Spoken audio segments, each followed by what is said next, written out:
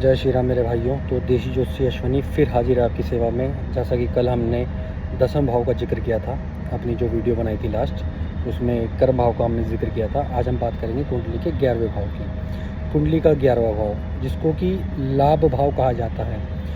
लाभ भाव से पता चलता है कि उसकी लाभ, इच्छाओं की पूर्ति, सपनों का सच होने का जो सूचक है वो 11वें भाव से देखा जाता है।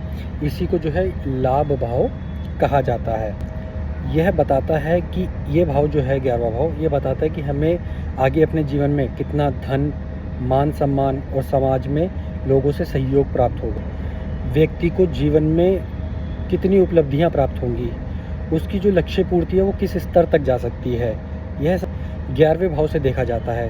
साथ के साथ उसको समाज में जो है कितना उसको सहयोग मिल रहा है, मान सम्मान मिल रहा है, कितनी उसको सहायता मिल रही है समाज से, यह सब भी 11वें भाव से ही देखा जाता है। तो इसी तरीके से जैसे आप लोग जानते हैं कि 11वां भाव जो है ये हमारी इच्छाओं का प्रतीक है।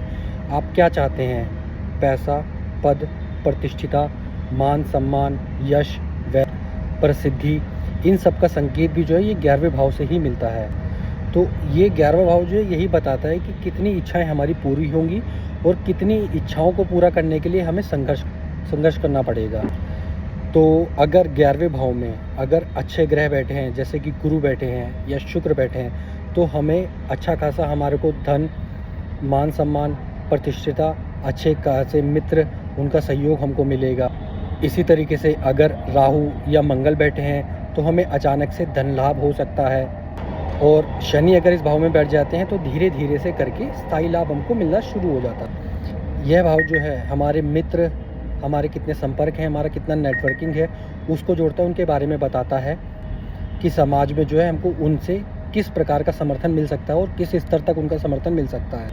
अगर हम आर्थिक भाव का जिक्र करें, आर्थिक जो लाभ है उसका जिक्र करें, तो बिज़नेस में जो प्रॉफिट होता है वो, सैलरी में इंक्रीमेंट, बोनस, ये सब जो चीज़ें हैं ये सब 11वें भाव से ही देखी जाती हैं। और इसी से देखा जाता है कि उसकी जो भी इनकम है, जो भी रिटर्न वो ले रहा है, तो वो कितना स्थायी रहेगा और किस स्तर तक रहेगा। तो ये सब दोस्तों 11वें भाव से देखा जाता है कुंडली के। तो इस प्रकार से मैंने आपको 11वें भाव का एक छोटा सा एक आज उदाहरण दिया है कि उससे क्या क्या देखा जाता है और क्या क्या चीज़ें और देख सकते हैं उसमें।